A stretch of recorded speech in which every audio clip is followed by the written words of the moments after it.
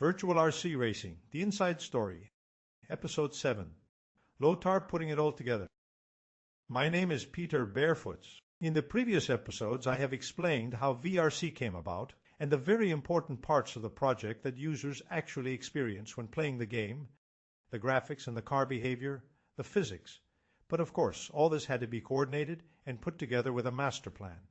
That invisible job was done by Lothar Pantel, the lead programmer and VRC V3 software architect. I have asked Lothar to share his memories with me because a lot of this I was never involved in, and I probably wouldn't understand anyway. I owe Lothar a big thanks for digging deep in his own archives and providing me with his side of the inside story. Lothar had some experience from developing his own RC race game, RC Car Trainer, but my ambition with VRC V3 was in a different league. The first thing Lothar went to work on was a new graphics engine that would take advantage of the extreme capabilities of new hardware, faster PC CPUs and ever more advanced graphics cards. And not to forget 3D hardware acceleration via DirectX, which was developed by Microsoft.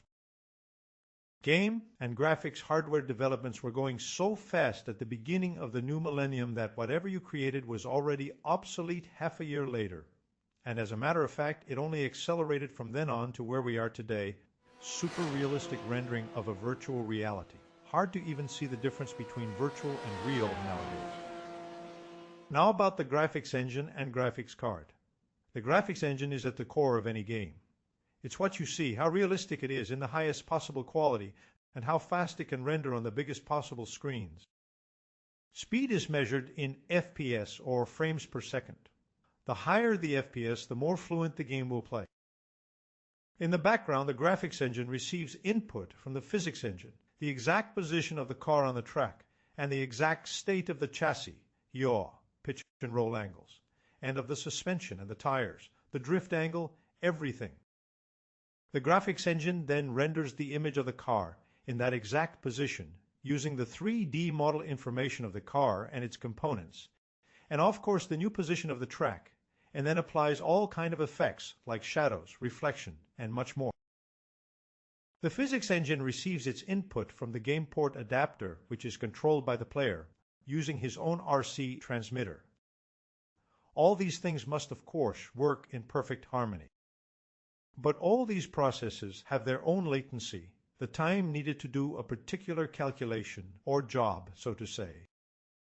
The physics engine needs time to calculate the effects on the state of the chassis and how much force each of the tires can produce at that very instance. This depends on how much power and torque the engine delivers at that very moment, or how much brake is applied, plus the steering angle based on the transmitter input. It needs to compute that information using the tire, suspension, chassis, and track physics model. In fact, all the physics models developed for VRC. A gigantic job, and 350 times per second, and for 112 even 500 times per second. The physics engine calculates the next position of the car and sends that information to the graphics engine, where the car will be in the next step, and its three-dimensional position relative to the track surface, the exact XYZ positions, and of course a new position of the track itself. Are you still with me? The graphics engine sends all this information to the 3D hardware pipeline on the graphics card, which then renders the next frame on your screen. The graphics card, the GPU or graphical processing unit, does several specific jobs like anti-aliasing and anisotropic filtering, a method of enhancing the image quality of the textures, and takes care of dynamic shadowing, so the Computer Central Processing Unit, or CPU, doesn't have to do all these computations. All this must be done in milliseconds. The weakest link in this chain determines the actual frame rate you get on your screen. As explained before, in 2003, we were happy to get 30 frames per second on a 1280 by 720 screen, very much the standard back then. Nowadays, you easily get 250 or more frames per second on a 3440 by 1440 screen. The VRC version 3 graphics engine was work in progress during the early years of VRC V3. The main concern was to keep up with incredible fast hard and software developments. In the meantime, he had started to work on the Heemstede Mack track and the Serpent 950 chassis. Lothar had created a set of design criteria for Tony. Of course, every 3D track and car model, in fact all the graphical elements of the game, must be created using the same 3D graphics model standard, our own proprietary 3D development convention. Lothar developed a track editor for Tony to enable him to place all the 3D track objects he created into the track environment, like the driver's rostrum, pit area, trees, fencing, etc. Tony would then create an export file with the Autodesk 3D Max software, so Lothar's graphics engine would understand what it was receiving as it used the same convention for every track. To be honest, this was all beyond me at that time. No knowledge at all on my side. I simply had to trust that eventually it would all result in a fluently working RC racing sim. Now on to how to view your car on the track. As VRC is an RC racing sim, the obvious viewpoint was of course the driver's stand or rostrum. With a function key you can select one of 10 positions on the rostrum, just like in reality, whichever position you found most comfortable to view your car. Lothar spent a lot of time developing special zoom modes to have a better view of the car when at the far end of a track. After all, you must control the car based on the visual feedback you get from a computer screen.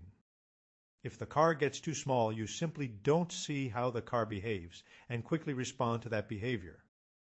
Of course, we also had behind-the-car views.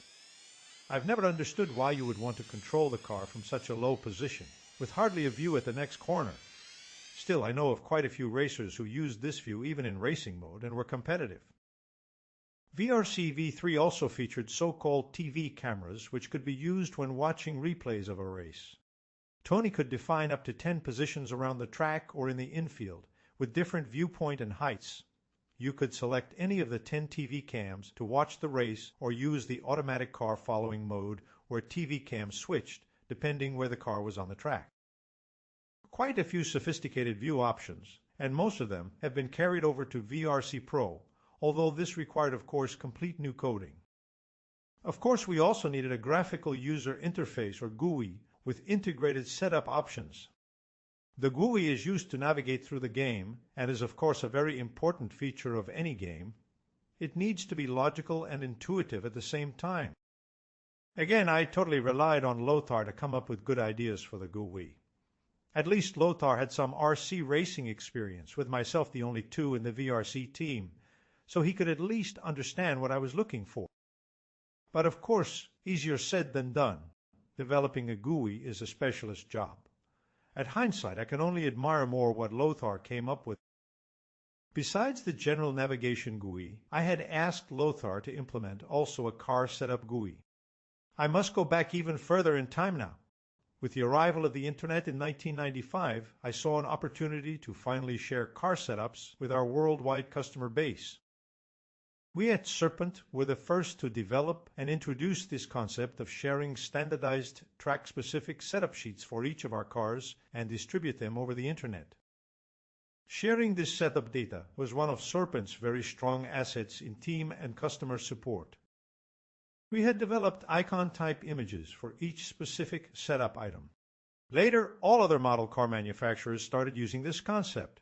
Nowadays, you can't do without them anymore because car setup has become so much more sophisticated and detailed. We integrated this setup concept in the DRX 2000 data logger software, which we had developed mid-90s for Serpent. That DRX 2000 data logger icon-based setup concept was also used for the VRC V3 setup graphical user interface. I really liked that feature of VRC V3. Other great features of V3 were the dual player and replay mode, and of course the infamous AI cars. More on that and other special features of VRC version 3 in the next episode. Thanks for watching. Make sure to subscribe to the Inside Story playlist on YouTube so you don't miss an episode of this compelling story.